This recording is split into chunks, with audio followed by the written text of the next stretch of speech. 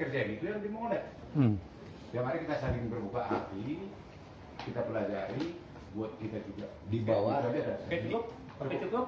Cukup. Oke, dengan demikian, untuk itulah kami pemantau negara yang ada di Indonesia merasa terpanggil untuk memperbaiki kinerja dan etika dan profesional Komisi Informasi. Dan kesempatan ini kami sampaikan tuntutan PKN sebagai berikut. Pertama, kepada Presiden dan Komisi 1 DPR dan Kementerian Kominfo dan Komisi Informasi Pusat agar satu, mengusulkan dan membuat peraturan tentang pembentukan lembaga majelis kode etik komisi yang permanen.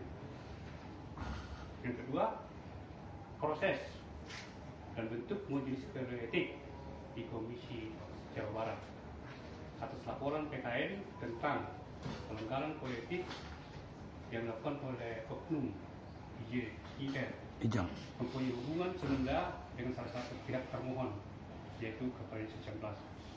Demikianlah tuntutan administrasi kami, pemantau negara PKN Jakarta, tanggal 1 Desember 2022, pemantau negara Pakar Siapan SHMH. Ini ada tanda terimanya. fotonya mana? Ada tanda terima. Ya, boleh. Terima kasih. Ya, terima kasih. Nanti kita namanya Pak ya? Iya. Ya karena itu kami tidak lanjut Pak. Iya. Bukan asal diberikan. Kepada Ketua Komisi Informasi dan foto. Oh ya,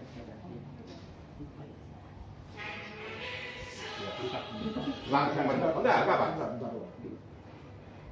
Pas banget itu Indonesia merdeka. Kan udah punya itu. Sudah punya itu Indonesia. Udah? Berarti benar-benar merdeka ya. Udah punya itu. Iya, solusi tadi kan? Pas saya kasih kan? Itulah rakyat. Jadi yang sebelumnya masih kami ini ada. Ya, Bapak Ibu sekalian. Oke, baik. Sekali lagi seperti saya sampaikan di depan, kami memberi penghormatan dan apresiasi terhadap aksi teman-teman hari ini. Ya, saya sepakat dengan Pak Pakar bahwa undang-undang ini belum sepenuhnya bisa menjadi ideal. Tapi justru dalam tidak ideal itu yang harus diperhatikan. Ya, harus perhatikan dan itu akan menjadi bersama. Kami tidak memungkiri bahwa praktek atau implementasi undang-undang ini di lapangan baik oleh jajaran Komisi Informasi maupun oleh jajaran badan publik itu belum sempurna. Itu kami akui, ya kan ya. Berkaitan dengan pembentukan majelis etik ini sudah menjadi kajian kami, ya kan, menjadi pikiran kami. Mudah-mudahan tidak dalam waktu yang lama, tahun 2023 depan ini kami sudah bisa merancang dan bisa menghasilkan berkaitan dengan pembentukan majelis etik. Karena memang Perki 1 tahun 2016 tentang majelis etik yang etik yang sekarang ini ada itu banyak blanknya, banyak lubangnya. Ketika banyak lubangnya, tapi bukan berarti kemudian tidak berjalan juga, ya kan? Itu sudah berjalan juga. Misalkan di Jawa Tengah, ya kan? Di Jawa Tengah itu sudah pernah.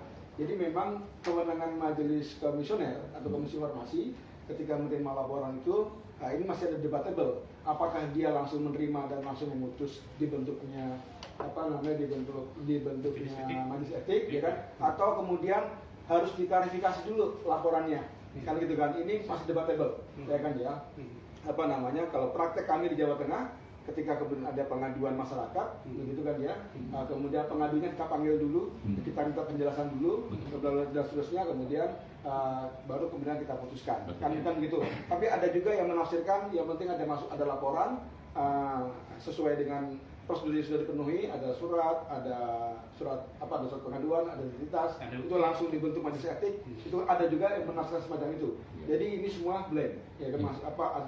Ada lubang-lubang dalam perki majelis etik itu, ya kan?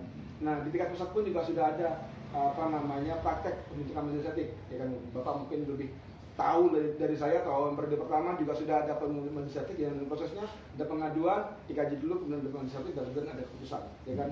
Nah, itu adalah bagian dari bagaimana Komisi Informasi untuk menjaga marwah ini, ya kan ya. Prinsipnya kami mengakui, ya kami menerima, ya kan, bahwa ada wilayah atau ada titik-titik tertentu ya, titik-titik yang itu diperkirakan tidak sempurna, itu harus diperbaiki. Dengan salah satu opsi yang sudah berkembang di jajaran kami, ya kan, Komisi Informasi Pusat di bawah kepemimpinan Pak Doni ini adalah membentuk majelis etik yang permanen.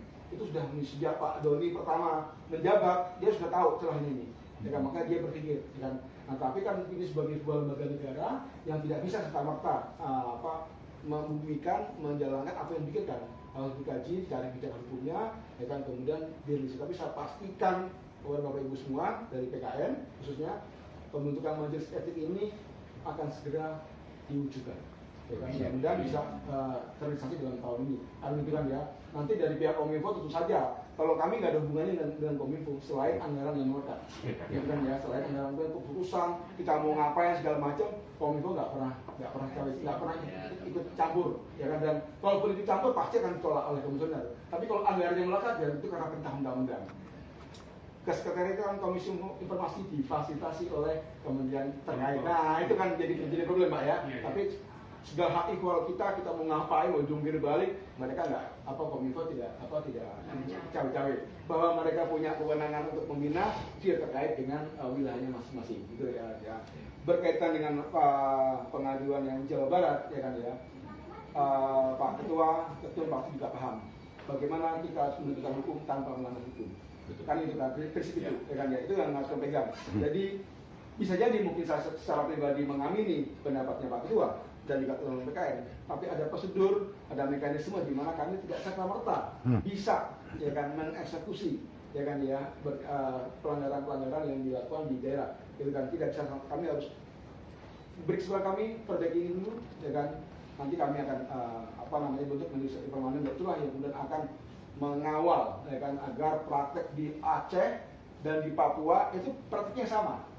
Gitu kan ya, standarnya sama, di Manado, di Jawa sama, gitu kan ya. Inilah kemudian perlunya ada majelis etik, tapi berkaitan dengan yang kayak sekarang kan juga ada Pak di Aceh, ya kan, di Aceh kan juga dibentuk majelis etik. Jadi kewenangannya itu kan adalah Komisi Informasi Jawa Barat. Kalau Pak Manus sudah mengadukan ya, sudah mengadukan, kemudian sudah ada keputusan, itu kan keputusannya saya tidak tahu, ya kan, karena tadi saya kontak ya, saya belum tahu apa keputusan Komisi Informasi Jawa Barat, saya belum menolak ya.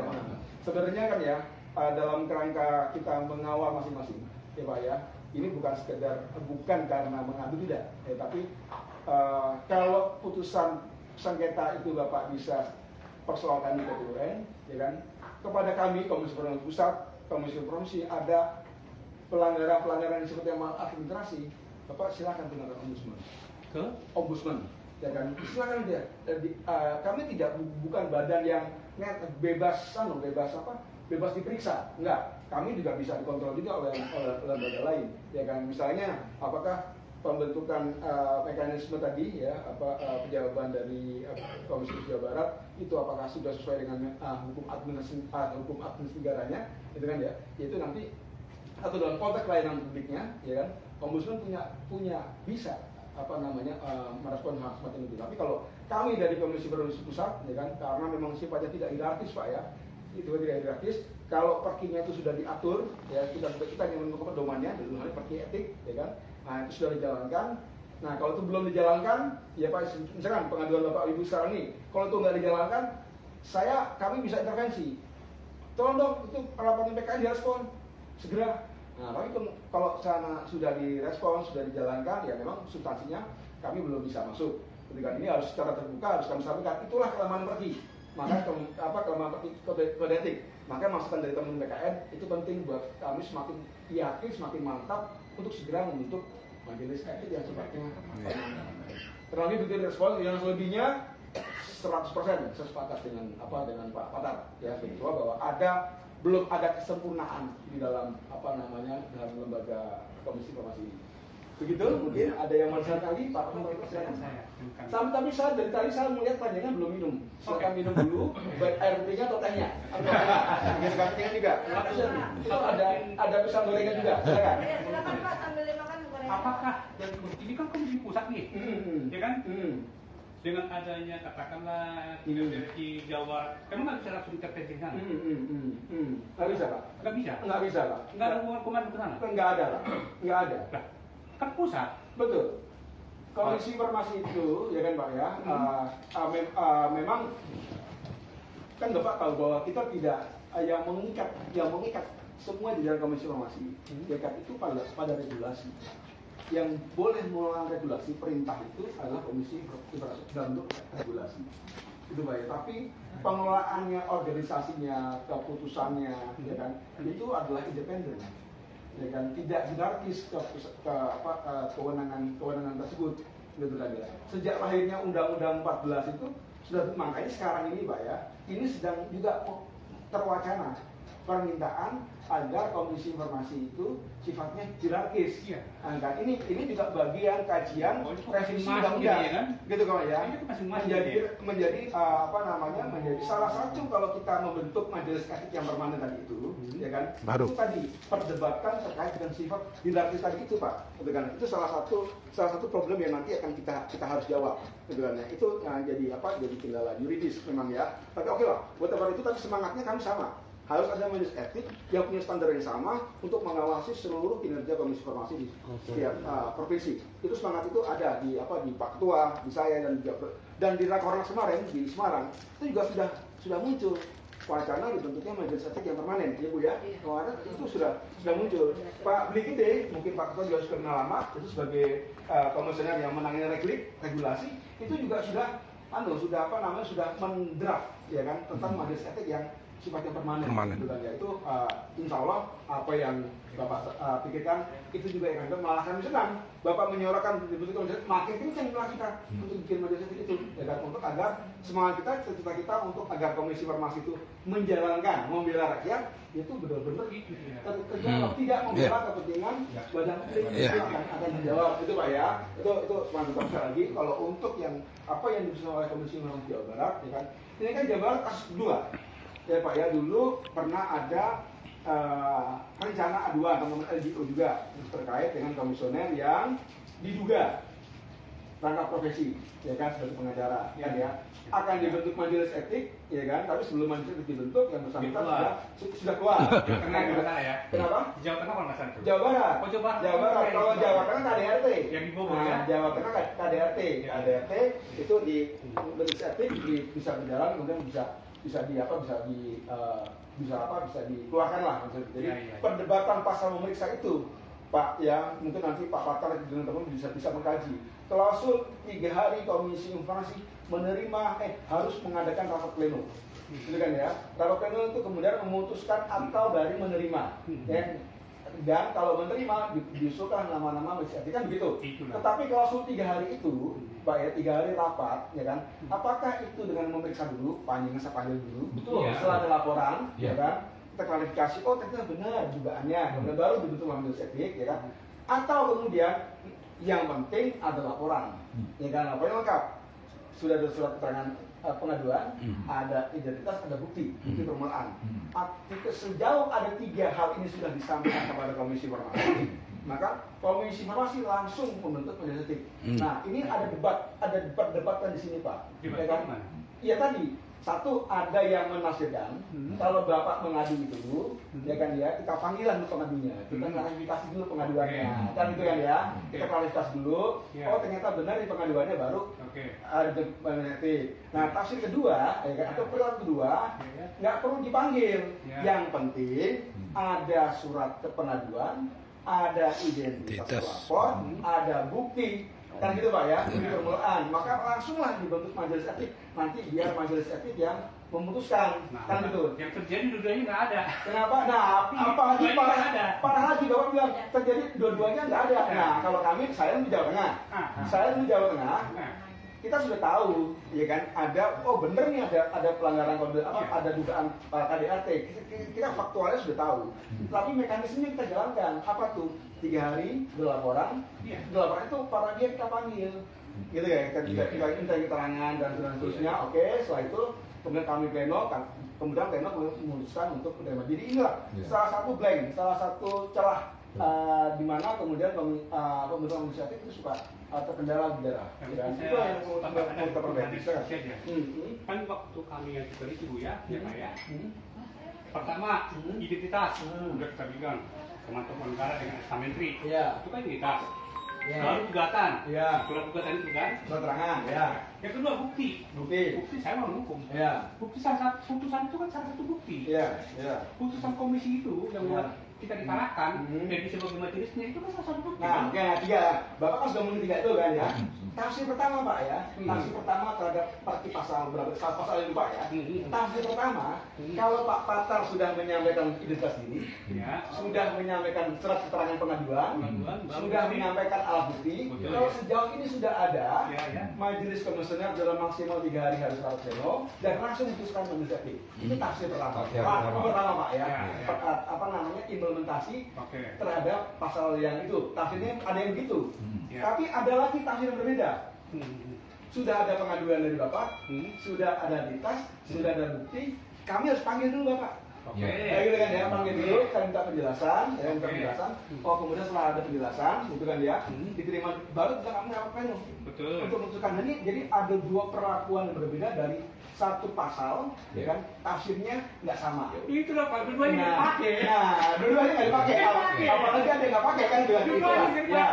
Tafsirnya nggak dipakai. Ya, nggak apa. Makanya itu kan, makanya itu yang memang klausul itu yang harus kita perbaiki. Ini kan harus kita catat. Intinya tadi sudah saya sampaikan. Sepakat saya dibentuknya majelis komisioner sifatnya permanen. Saya sepakat Pak. Ya kan Pak Ketua kami Pak Doni Jundoro sejak awal sudah mengusung itu, gitu kan. Tanpa mengulangi lagi. Doakan kami, dukung kami, kontrol kami, tanyakan lagi nanti 6 bulan ke depan, ya kan Pak ya. Hari ini tanggal 1 Desember 2022 kami datang ke Komisi Informasi Pusat, meminta dibentuknya Majelis Etik Permanen. Kali itu kan ya. 4-5 bulan itu tanya lagi pada kami Pak. Pada pertemuan tersebut, Komisioner Handoko menyatakan bahwa siap membentuk Majelis Etik sifatnya permanen. Kan begitu Pak? 6 bulan atau 4 bulan itu tanyakan lagi pada kami. Apa, bagaimana realisasi pernyataan Komisi Informasi Pusat yang hal dalam ini diwakili oleh Handoko disaksikan oleh Komisi bahwa akan majelis untuk komisioner. Tanyakan lagi. Nah itu mekanisme apa namanya yang kami lakukan, kami ajak seperti itu. Dan sebagai bentuk bahwa kami sepakat dengan pikirannya teman-teman PKR untuk membentuk majelis etik komisioner. Gitu. Ada lagi? Ya, Oh ini? tanda terima. Oh tanda terima. Sesuai yang Bapak berikan tadi, yang kasih tahu tadi, kan juga sesuai itu Pak. Tanggalnya tanggal lain. Iya. Iya. Dan dulu waktu kita di Novotel juga ada tanda tangan Bapak di sini. Iya. Kita itu juga. Iya. Kenapa ini tidak pernah Pak? Ada lagi yang mau saya tertangani? Udah cukup. Begitu Bapak kalian, saya tidak perlu menjelaskan ke teman-teman Bapak ya. Iya. Cukup Pak, cukup. Cukup sama diwakili oleh Bapak kalian ya. Oke ya, oke bagus, terima kasih. Atas, sebentar, ini ada lagi ya, cukup ya, nggak ada lagi ya. Kalau sudah ada lagi, saya akan menjalankan tugas lain dan ada beberapa tamu kajian yang harus saya handle, gitu kan. Kalau memang tidak ada hal lain, mari kita berjabat tangan, berpelukan, dan saya izin untuk meninggalkan ruangan.